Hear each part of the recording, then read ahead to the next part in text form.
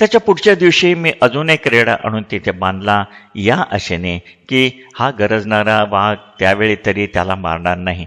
आणि मी मनोमन नक्की केले होते की जर त्याने तसे केले तर यावेळी कुठलीही दया माया न दाखवता त्याला जिवंत सोडायचे नाही. त्या रात्री तो तेथे आला होता. आम्ही त्याचे ओरडणे ऐकले होते. पण वाघ किती बुद्धिमान असतो बघा. मागचे अनुभव जमे धरून भुकेलेला असून त्याने त्या रेड्याला स्पर्श केला नाही.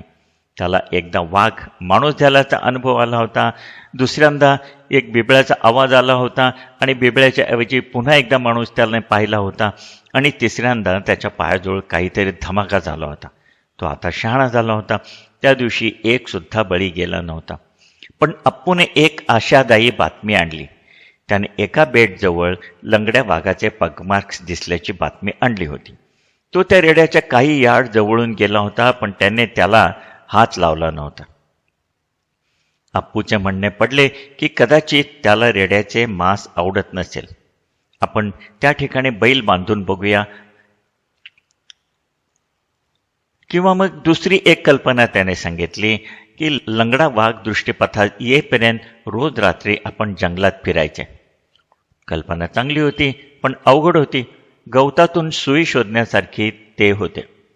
आम्ही ब्रेकफास्ट केला. त्यानंतर अप्पूने मला तलावाच्या दक्षिण पश्चिमेला नेले. तिथे आम्ही एक बेट बांधून ठेवला होता. त्या पलीकडे एक टेकडी होती आणि त्या टेकडी पलीकडे एक दरी होती. इथला बेट बांधताना आम्ही अशी जागा निवडली होती की जी सहाही दिशांनी पटकन दिसून येणारी होती. तिथेच खालच्या धुळीत वाघाचे फक्त 3 पायाचेच मार्क्स होते. काही ठिकाणी त्याने त्या चौथ्या पायाचा वापर करायचा प्रयत्न केला होता. त्याचे अगदी अस्पष्ट असे ठसे होते. याचाच अर्थ त्याची जखम गंभीर होती आणि अजून ती पूर्ण भरली गेली नव्हती. ते पगमार्क्स मात्र फार जुने नव्हते. साधारण 200 यार्ड आम्ही त्या पगमार्क्सची पाहणी करत पुढे गेल्यावर तो जिथून जंगलातून बाहेर आला होता आणि बांधलेल्या रेड्याच्या जवळ 10 फुटावर येऊन थांबला होता. मग त्याने रेड्याकडे बघितले होते आणि तो पुढे चालता झाला होता. त्याचे हे वागणे अगदी अगम्य होते. अगदीच उपासमारीने हवालदिल झालेला नसला तरी तो नक्कीच भुकेलेला असणार. आणि मग समोर आलेले अन्न डावलून हा पुढे कसा जाऊ शकतो? याचा अर्थ एक असा असू शकतो की तो त्यावेळी कदाचित भुकेलेला नसावा. आम्ही त्याचे पगमार्क्स फॉलो करू लागलो. 5-6 यार्ड तो सरळ गेला आणि तिथून वळून तो जंगलात घुसला होता. त्या तिथे एक कोरडा नाला होता आणि त्याच्या आजूबाजूला जंगल होते. इथे जमीन टणक आणि त्यावर सुकलेली पाने पडलेली असल्यामुळे तिथे त्याचा काही ट्रेल दिसत नव्हता. आम्ही अंदाजाने तो ज्या दिशेने जात होता असावा तिकडे जाऊ लागलो.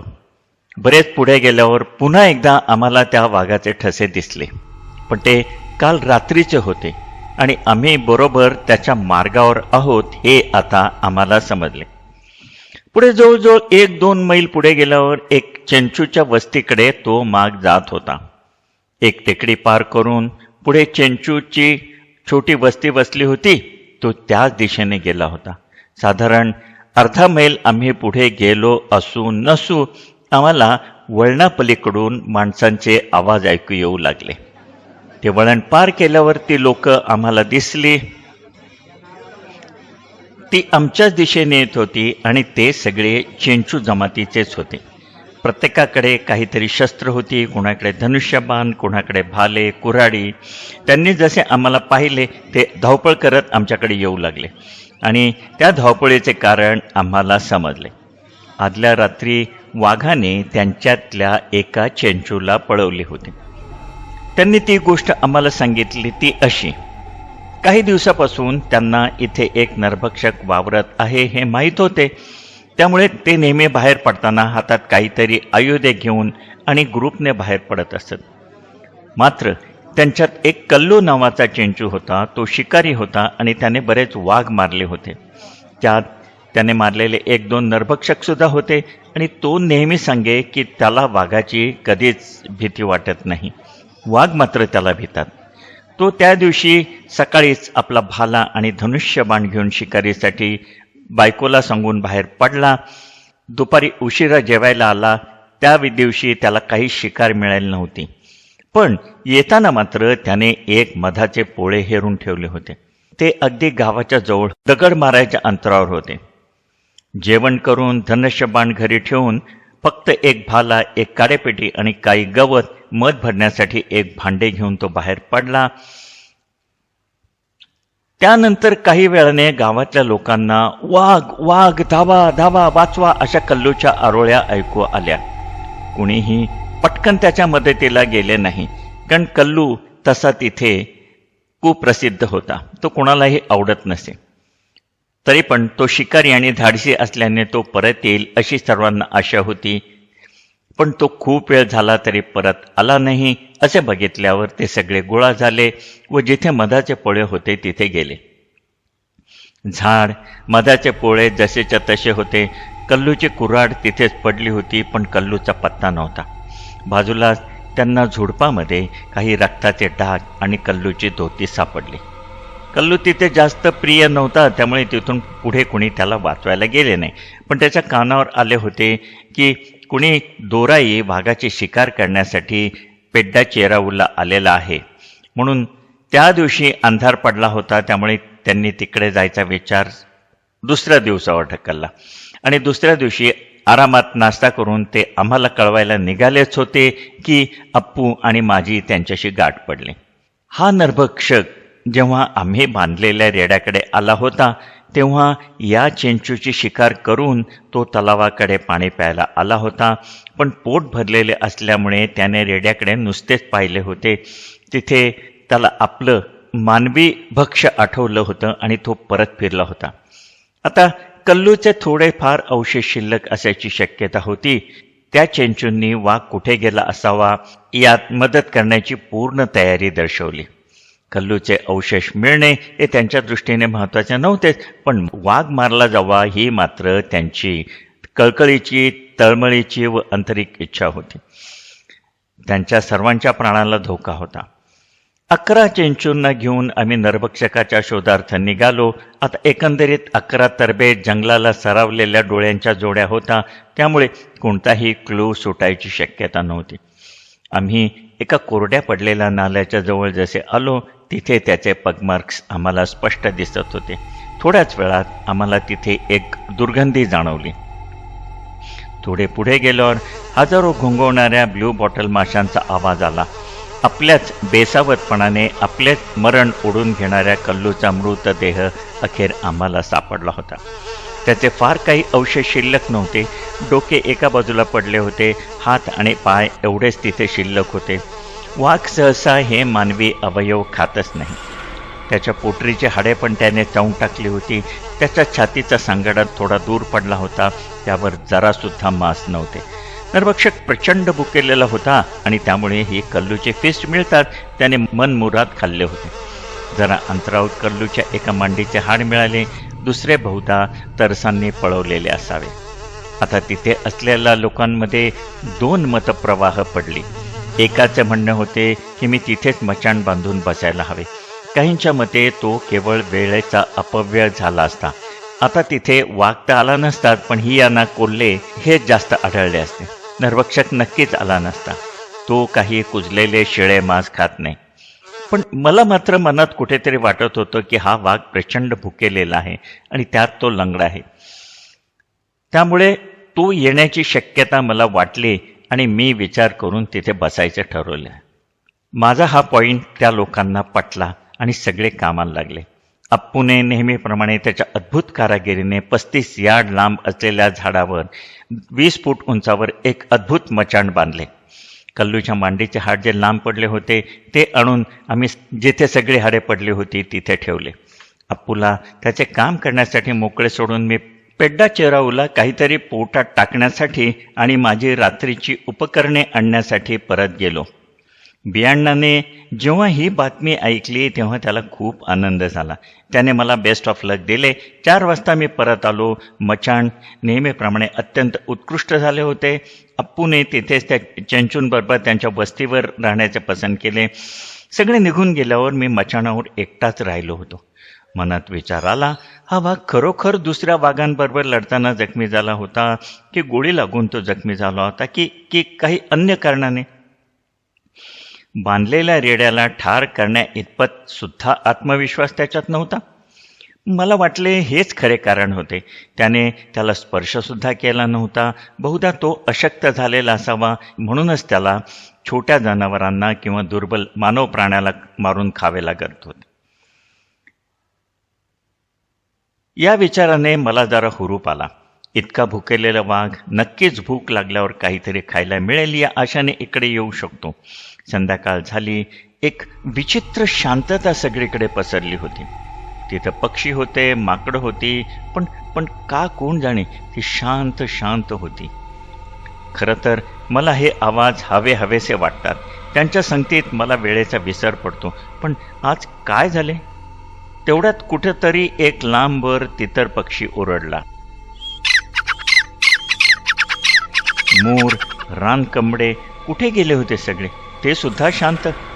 अचानक मला माझ्या प्रश्नाचे उत्तर मिळाले. जवळ असलेली चेंचूंची वस्ती, त्यांच्या धनुष्यबाणांनी त्यांनी या सगळ्या परिसरात दहशत निर्माण केली होती. इथले पक्षी मारले होते, त्यामुळेच इथं सगळीकडे शांतता होती. अंधार पडला आणि चेंचूच्या खाण्याच्या दृष्टीने अयोग्य असे पक्षी जे वाचले होते ते आवाज करू लागले. मला बरे वाटले. रात्रीचे निशाचर बगळे खाली सुकलेल्या नाल्याच्या किनाऱ्यावरून आवाज करू लागले. त्यांना लांब दरीतून प्रत्युत्तर मिळाले. कोल्हे कोळीचा आवाज लांबून आला.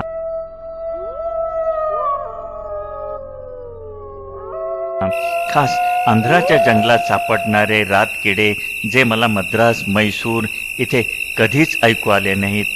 हे इथले रातकिडे फार कर्कश ओरडतात आणि त्यांचा एकत्रित आवाज आजूबाजूच्या सर्व आवाजांवर मात करतो. कधीकधी असा भास होतो की एखादा ट्रॅक्टर शेजारी काम करीत आहे. पण तेवढ्यात अचानक त्यांच्या आवाजात बदल झाला. लांब असणारे रातकिडे आवाज करायचे बंद झाले. त्याचा संसर्ग म्हणून की काय, हळूहळू माझ्या जवळचे रातकिडे शांत झाले. हे अचानक कसे काय झाले? त्याचे हे उत्तर मला लगेच मिळाले. नरभक्षक दरीत कुठेतरी दूर गरजला होता. एकदा, दोनदा, तीनदा रातकिड्यांचा आवाज होत होता, त्यामुळे मला त्याचा आवाज ऐकू आला नव्हता. पण जसे रातकिडे एकदम गप्प झाले, मला वाघाची डरकाळी ऐकू आली. पण वाघाचे आणि रातकिड्यांचे काय नाते, काय संबंध? रातकिड्यांना वाघाला भ्यायची काय गरज? या प्रश्नाने मला इतके पछाडले की मी शेवटी माझा एक मद्रासमधला निसर्ग अभ्यासकाकडून त्या शंकेचे निरसन करून घेतले. आणि ही कथा संपण्यापूर्वी मी तुम्हाला त्याचे उत्तर सांगणार आहे. वाघ डरकाळ्या फोडीत पुढे येतच होता. आता अजून एक मला गोष्ट समजेना, तो असा ओरडत का येत होता? सहसा वाघ कीलकडे येताना अत्यंत सावधपणे, शांतपणे येतात. आपले अस्तित्व जास्तीत जास्त लपवायचा प्रयत्न करतात. मग हा असा जगावेगळा गाजावाजा करीत का येत होता? मला कळेना. तो पुढे काय करतो याची वाट पाहत मी थांबलो. तेवढेच माझ्या हातात होते. माझ्या माचाणापासून काही आडावर तो आला, पण तो झाडीतच लपून बसला. मात्र त्याच्या डरकाळ्या चालू होत्या आणि त्याने आपले नखसुद्धा माझ्या दृष्टीस पडून दिले नव्हते.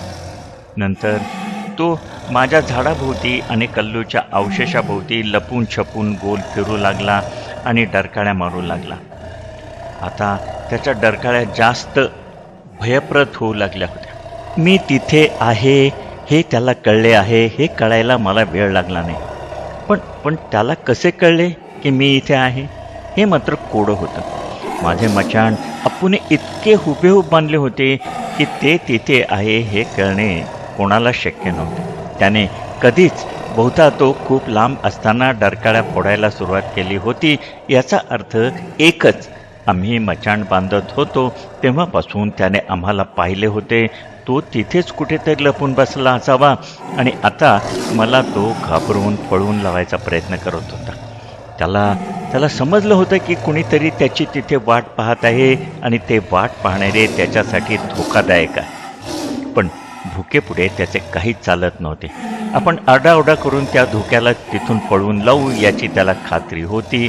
अप्पू आणि त्याचे चेंचू सहकारी यांचा त्याने त्यांच्या वसाहतीपर्यंत पाठलाग करीत तो आता इथे परतला होता आणि गुरगुरत तो माझ्या अवतीभोवती फेऱ्या मारितच होता. मी अत्यंत सहनशीलतेने तो पुढे काय करतो याची वाट बघत होतो. पुढच्या अर्धा एक तासात यापैकी खालील एक गोष्ट घडणार होती. एकतर त्याची सहनशक्ती संपवून तो किलकडे परत जाणार होता किंवा माझी सहनशक्ती संपवून मी त्याला टेपायला खाली उतरणार होतो. आता तिसरी मला नको असलेली गोष्ट म्हणजे तो वाघ कदाचित कंटाळून तिथून दूर निघून जायची शक्यता होती आणि तसे झाले तर माझी हातातोंडाशी आलेली संधी जाणार होती आणि ते मला घडायला नको होते. वेळ जात होता. वाघ काही दर्शन देत नव्हता. तो घिरट्या घालीतच होता, गर्जना करीतच होता आणि बहुधा आता तो तिथंच कुठेतरी लोळत असावा किंवा उकिडवा बसला असावा. खालच्या अंधारात तो मला दिसत नव्हता, पण तो मला पळून लावण्यासाठी डरकाळ्या फोडीतच होता. आता मात्र माझी सहनशक्ती संपली होती. हे असं किती वेळ चालायचं? काहीतरी करायलाच हवं होतं. मी खाली उतरायचं ठरवलं. त्यात प्रचंड धोका होता, पण ही कोंडी फोडणेही आवश्यक होते. मी झाडावर अर्ध्यावर खाली आलो. डरकाळ्या थांबल्या. त्याला समजले होते की मी खाली उतरतोय. तो आता माझ्याजवळ येईल. उतरताना मी 2-3 वेळा घसरलो. मी माझी रायफल खांद्यावर अडकवली होती. अर्थात तो जवळ येणार या विचाराने माझे धाबे दाणाणले. मी शक्य तितक्या चटकन मी घसरतच खाली उतरलो. खाली उतरल्या मी प्रथम माझी पाठ झाडावर टेकवली आणि उतरताना खांद्यावर लटकवलेली रायफल हातात घेऊन खांद्याला लावली. आता कुठल्याही क्षणी हल्ला होईल ही माझी अटकळ होती. आता या क्षणी चहूबाजूला अत्यंत नीरव शांतता होती. एक पानसुद्धा हलत नव्हते. काही क्षण गेले आणि मग ते मला जे अपेक्षित होते ते घडले. अर्थात माझ्यावर जेवढा ताण होता निश्चितच त्याच्यावर सुद्धा तेवढा ताण असणार. काळीच धडकवणारी गर्जना करीत तो माझ्यावर धावून आला.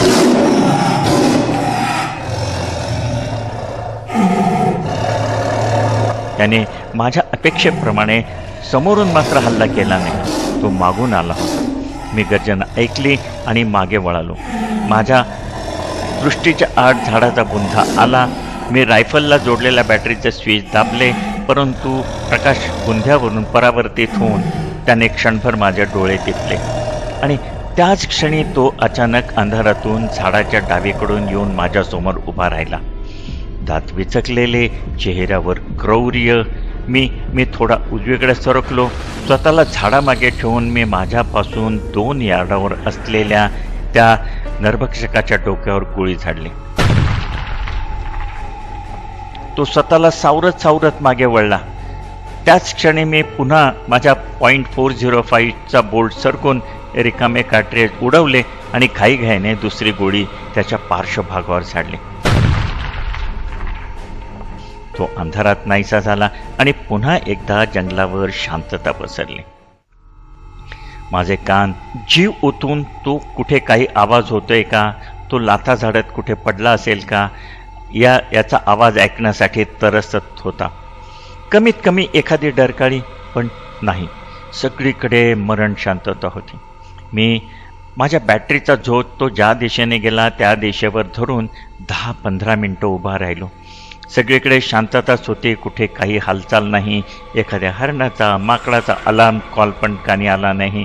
मी 2 यार्डाहून मारलेली गोळी तरी त्याला वर्मी लागली असायलाच पाहिजे होती आणि तो काही अंतरावर जाऊन मेला असणार असा माझा अंदाज होता. आता रातकिड्यांची किरकिर पुन्हा गटागटाने सुरू झाली आणि सर्वत्र पसरत गेली.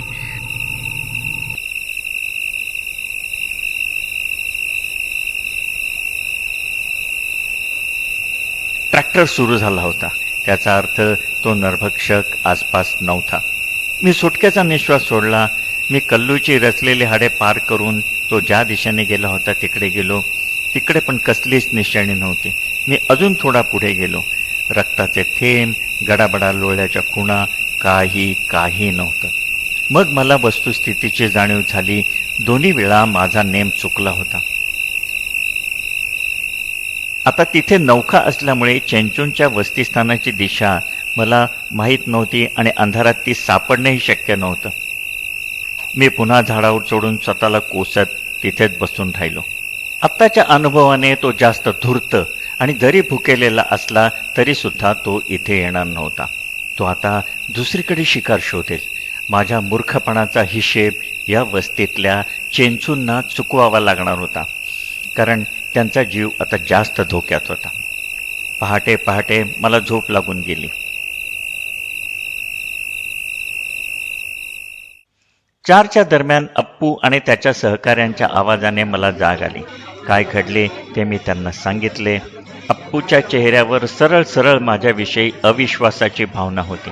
हातातली संधी मी घालवली होती, पण आता काही करण्यासारखे नव्हते.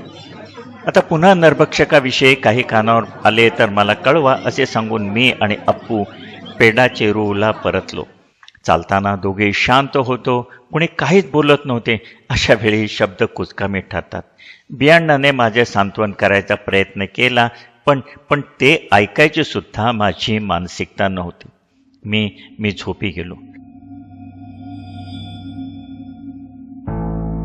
पुढचे 2 दिवस काहीच घडले नाही. बियाण्णाने आशा सोडून दिली होती. त्याच्या मते हा नरभक्षक आपल्याला भारी ठरणार होता. त्यातून मग अप्पूने एक मार्ग काढला. तो म्हणाला, बियाण्णाने मरकापूरला जाऊन काही सामान आणावे. तोपर्यंत आम्ही सकाळपासून संध्याकाळपर्यंत आसपासचा परिसर लंगड्या वाघाला शोधण्यासाठी पिंजून काढावा. बियाण्याच्या मते आम्ही आमचा वेळ वाया घालवणार होतो. ठरल्याप्रमाणे बियाण्णा पहाटे 6च्या दरम्यान मार्कापूरच्या दिशेने त्याची लँड रोवर घेऊन निघाला. त्या दरम्यान मी आणि अप्पू पण निघालो. यावेळी अप्पूने कुऱ्हाडीबरोबर त्याचा एक चालाख कुत्रा बरोबर घेतला होता. त्याचे कान कापलेले होते आणि अप्पूने त्याचे नाव अडिप्पा असे ठेवले होते. खरे तर अडिप्पा हे माणसाचे नाव होते, पण त्याने ते कुत्र्याला का ठेवले असे मी विचारताच तो म्हणाला, त्याचा एक शेजारी होता ज्याच्याबद्दल अप्पूच्या मनात प्रचंड राग होता आणि त्याचे नाव अडिप्पा होते. आणि गमतीची गोष्ट अशी की त्याच्या शेजाऱ्याने सुद्धा त्याच्या एका गाढवाचे नाव अप्पू असे ठेवले होते. अप्पू, मी आणि अडिप्पा. अडिप्पा आमच्या पायात घुटमळत होता. आम्ही निघालो. पूर्वेकडे आम्ही तलावाला एक चक्कर मारली. आत्माकूर दोरोनोला रोडवर इथे तलावाच्या शेवटाला झाडी तुरळक आहे, त्यामुळे इथे मोर आणि तितर भरपूर प्रमाणात आढळतात. तिथेच आम्हाला ब्लॅक बक नावाचा एक मृग जमातीतला प्राणी दिसला. अडिप्पाने त्याचा पाठलाग केला, पण तो काही त्याच्या हाती लागला नाही. पुढे आम्हाला नीलगाईंचा एक कळप दिसला. त्या ठिकाणी आम्हाला नीलगाईंच्या पावलांचे ठसे दिसले आणि ते ठसे अगदी सांबारांच्या कुरांसारखे मोठे होते. ते सगळे पाणी प्यायला तलावाकडे निघाले होते. एके ठिकाणी मात्र आम्ही थबकलो. नीलगाईंच्या पावलाच्या ठशावरच उमटले होते एका नर वाघाचे ठसे. त्या वाघाच्या ठशांचा मागोवा घेत आम्ही जसं पुढे गेलो आणि आम्हाला नंतर समजले की ते आम्हाला हवे असलेल्या वाघाचे ठसे नव्हते. ते एका 4 पाय शाबूत असलेल्या वाघाचे ठसे होते. नक्कीच ते ठसे आपला जुना मित्र रोरिंग टायगर किंवा गरजणारा वाघ याचेच होते. आम्ही दक्षिणेकडे पुढे चालू लागलो. दुपारपर्यंत आम्ही तलावापासून उत्तरेला 10 मैल आत गेलो होतो, पण तो काही नरभक्षकाचा प्राण नव्हता, म्हणून आम्ही तिथून मागे फिरलो. दिशा बदलून आम्ही उत्तर पश्चिम बाजूने चालू लागलो. संध्याकाळपर्यंत या मार्गाने आम्ही तलावाच्या पश्चिमेला आणि चेंचू वस्तीच्या 1-2 मैलावर पोहोचणार होतो. इथेच आपल्या कथेचा शेवटचा टप्पा सुरू होणार होता. रस्ता जंगलातून जात होता आणि त्यामुळे आमचा प्रवास धीम्या गतीने होत होता. काही यार्डाच्या अंतरावर कित्येक काटेरी झुडपे होती, त्यामुळे अपेक्षेपेक्षा मार्गक्रमण करायला आम्हाला जास्त वेळ लागत होता आणि दिशा हेरण्यासाठी मला वेळोवेळी होका यंत्राचा उपयोग करावा लागत होता. आता संध्याकाळचे 3 वाजले होते. सूर्य पूर्ण तेजाने तळपत होता. आम्ही दोघं प्रचंड तहानलेलो होतो आणि घामाने थपथपलेलो होतो. पुढे एक चढ होता, त्याच्यावर एक मोठा सुळका होता. त्या सुळक्यावर एक मोठा खडक होता आणि त्या खडकामधून एक पाण्याचा झरा ठेपकत होता. आणि त्याच्या पाण्याने खाली एक छोटे 2-3 डायमीटरचे डबके तयार झाले होते. पाण्याची धार जास्त नव्हती, त्यामुळे बरेच पाणी जमिनीत पुरत होते. आजूबाजूला चिखल झाला होता, पण जे काही पाणी साचले होते ते मात्र स्फटिकाप्रमाणे एकदम स्वच्छ होते. आमच्या तहानलेल्या जीवांना जणू अमृताचा स्रोत लाभला होता. तिथल्या मऊ जमिनीतच आम्हाला हवे असलेल्या लंगड्या वाघाच्या पायाचे अनेक ठसे मिळाले. आमच्या सुदैवाने आम्हाला त्याचे पाणी प्यायचे ठिकाण सापडले होते. तिथेच त्याचा चौथ्या लंगड्या पायाचे अस्पष्ट निशाण पण होते. दोन्ही गोष्टींनी आमचे मन थरारून गेले. आम्ही शोधात असलेल्या लंगड्या वाघाच्या पायाचे ठसे आणि तहानलेल्या आमच्या जीवांना पिण्यासाठी निर्मल जल. मी इतका तहानलेलो होतो की मी माझी रायफल बाजूला जमिनीवर ठेवली, पोटावर ओणवा झालो आणि पाण्याला तोंड लावून एखाद्या जनावरासारखे आदाशासारखे पाणी पिऊ लागलो. अप्पू काय करतो आहे हे सुद्धा मी बघितले नाही आणि माझे पिऊन झाले की अप्पू असेच पाणी पिईल अशी माझी अपेक्षा होती आणि ते तसे झाले. तेच ठीक झाले. मी पाणी पिऊन तृप्त होत असतानाच नरभक्षकाने आमच्यावर चार्ज केला. एक मोठी डरकाळी कानी पडली. मागोमाग वाघ आमच्यावर धावून आला. क्षणात मी माझ्या ढोपरावर उभा राहिलो. माझी बाजूला ठेवलेली रायफल हातात घेतली. दुडक्या लंगड्या चालीने वाघ आमच्यावर धावून येत होता. अप्पू त्याची कुऱ्हाड परजवीत होता. वाघ आमच्यापासून 15 फुटावर होता. अडीपणे तोंड विचकले आणि तो वाघाला तोंड द्यायला तयार झाला. वाघाच्या समोर पण असेच विचित्र चित्र असेल. एक माणूस हातावर काहीतरी घेऊन फिरवित होता. एक कुत्रा त्याच्याशी लढत द्यायला तयार होता आणि अजून एक माणूस जमिनीवर घाबरून लोळत होता. तो क्षणभर थांबला आणि जमिनीवरच्या माणसाला हातात रायफल लागली. पण तो उठून उभा राहिला नाही. त्याने ओणव्यास 2 गोळ्या झाडल्या. निरीक्षणानंतर एक गोष्टीची पुष्टी मला मिळाली. त्याचा पुढचा उजवा पाय वाघाबरोबरच्या झटापटीतच जायबंदी झाला होता व त्यामुळेच तो नरभक्षक झाला होता. यावेळी माणूस मात्र तो नरभक्षक व्हायला कारणीभूत झाला नव्हता. संध्याकाळी बियाण्णा मरकापूरहून आल्यानंतर मी त्याला सांगितले की अप्पू आणि अडिप्पा जर तिथे वाघ चार्ज घेत असताना पाय रोवून उभे राहिले नसते तर तो वाघ क्षणभर का होईना थांबला नसता आणि ही गोष्ट सांगायला मी आज शिल्लक राहिलो नसतो. गोष्ट संपण्यापूर्वी तुमच्या एका गोष्टीचे उत्तर द्यायचे राहून गेले आहे. ते मी गोष्ट संपवण्यापूर्वी सांगतो. रातकिडे वाघाची गर्जना ऐकून चिडीत चूप का होतात? माझ्या मद्रासच्या निसर्ग अभ्यासक मित्राने मला हे उत्तर दिले की वाघाच्या गर्जनेने जमीन कंप पावते. रातकिड्यांना ऐकू येत नसते, पण त्यांना स्पर्शज्ञान तीव्र असते. कंप पावलेल्या जमिनीमुळे घाबरून ते शांत होतात. बहुधा भूकंपाच्या वेळी सुद्धा त्यांना हाच अनुभव येत असावा.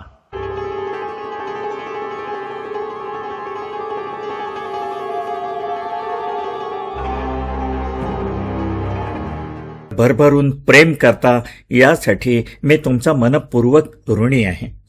पण अजूनही अनेक मित्र कथा नियमित ऐकतात, मात्र चॅनलला सबस्क्राईब करत नाहीत.